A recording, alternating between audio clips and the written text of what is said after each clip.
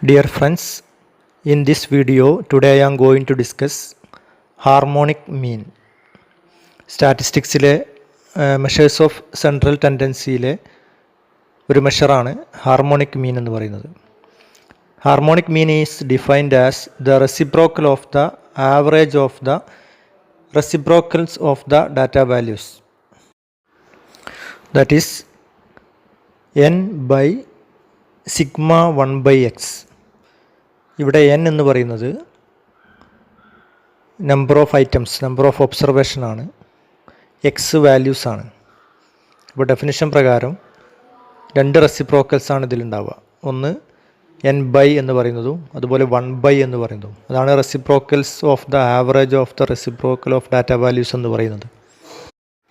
ഈ തന്നിരിക്കുന്ന എക്സാമ്പിളിൽ ഇപ്പോൾ 1 2 4 എന്നുള്ള ക്വസ്റ്റ്യൻ്റെ ഹാർമോണിക് മീനാണ് കണ്ടുപിടിക്കാൻ പറഞ്ഞതെങ്കിൽ, അപ്പോൾ ഇതിൽ 1 2 4 എന്ന് പറയുന്നത് 3 വാല്യൂസാണുള്ളത്. അപ്പോൾ എന്നിൻ്റെ വാല്യൂ 3 ആയിരിക്കും. എക്സ് വാല്യൂസാണ് 1ഉം 2ഉം 4ഉം.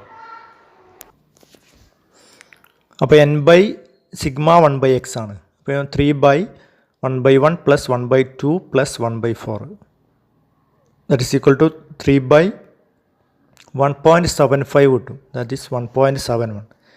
ഇതാണ് ഒരു ഡിസ്ക്രീറ്റ് സീരീസിൽ സിമ്പിളായിട്ട് ഹാർമോണിക് മീന് കണ്ടുപിടിക്കാനുള്ളത്. ഇനി ഹാർമോണിക് മീനിലെ കണ്ടിന്യൂസ് സീരീസ് ആണ് തരുന്നതെങ്കിൽ, ഫ്രീക്വൻസി ഉള്ള ക്വസ്റ്റ്യൻസ് ആണ് തരുന്നതെങ്കിൽ, അത് ഉപയോഗിക്കേണ്ടത് ഇക്വേഷൻ എന്താണ്? n by sigma f by x എന്നാണ്. ഇവിടെ n എന്ന് പറയുന്നത് ക്യാപിറ്റൽ N ആണ്, അത് ഫ്രീക്വൻസിയുടെ സമ്മാണ്. എക്സാമ്പിളിൽ നോക്കാം. ഇവിടെ എക്സ് തന്നിട്ടുണ്ട് 2 4 5, ഫ്രീക്വൻസി തന്നിട്ടുണ്ട് 5 3 2.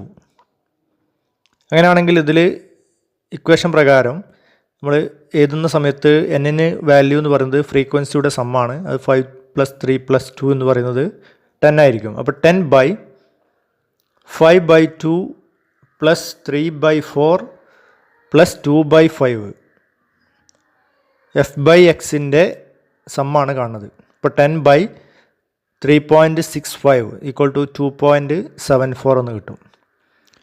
ഈ രീതിയിൽ നമുക്ക് ഹാർമോണിക് മീന് ഡിസ്ക്രീറ്റിലും കണ്ടിന്യൂസിലും കണ്ടുപിടിക്കാവുന്നതാണ്.